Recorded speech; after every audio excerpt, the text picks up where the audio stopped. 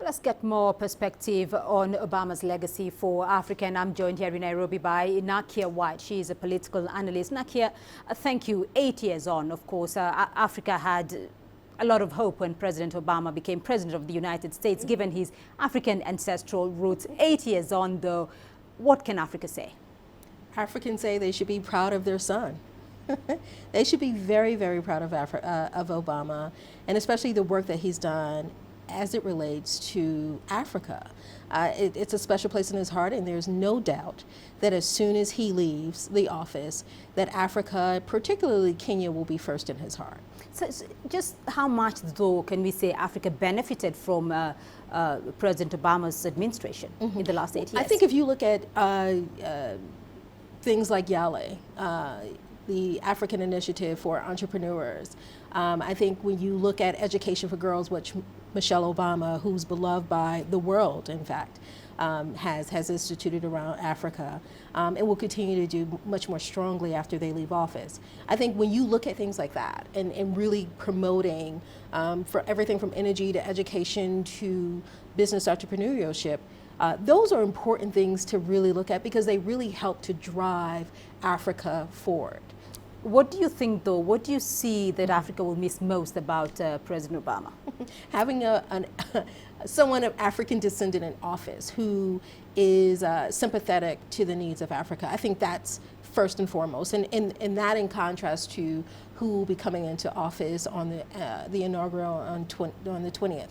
So I think, just having someone who is sympathetic to Africa and a son of Africa in office, I think Africa will miss the most about that. I think Africa will miss most, having those conversations and knowing that if something happens that you'll have an administration, an American administration who has the force, the will, and the power to be able to put those efforts behind kind of conversations that are important and that are happening in Africa. Well, let me draw in Dr. Ziad Akl. He's a professor of politics science, and he's joining us now from Cairo. Dr. Akl, President Obama has been in office for 8 years, though. Can we, as Africa, though, say the continent has benefited from his administration?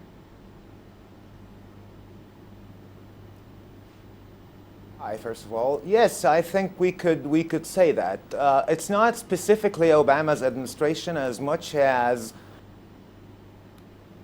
And we may have lost Dr. Ziad Akl there for a moment. We may return to him if we can. But just give us a brief insight, though, because there is a new administration now coming in of Donald Trump, and he is talking about America first, though.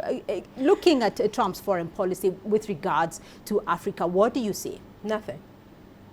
Explain that. Absolutely nothing. What is... In terms... So during the entire election period, Donald Trump spoke or mentioned Africa in hardly any of his conversations, with the exception of calling African leaders corrupt and stealing from their own pool or kitty. But in terms of the policy, in terms of what his plans are for Africa, especially as Africa as an emerging market, there's really nothing. So there's nothing that I think anyone can point to that will say that here's what are the anticipations for trade policy and for foreign policy in reference to Trump and his administration.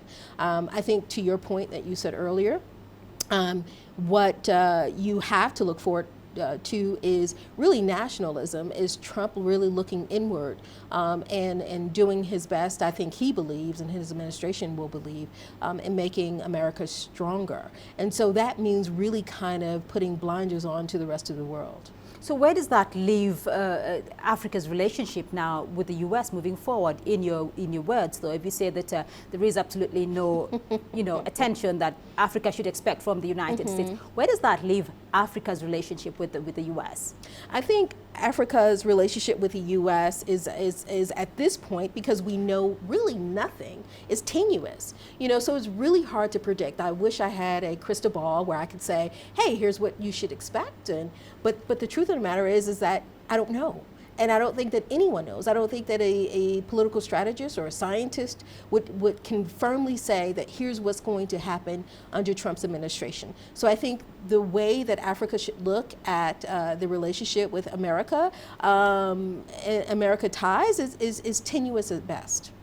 All right, Nakia White, thank you very much. You're very welcome. For your insights on that relationship. We'll be monitoring that very closely in the coming days.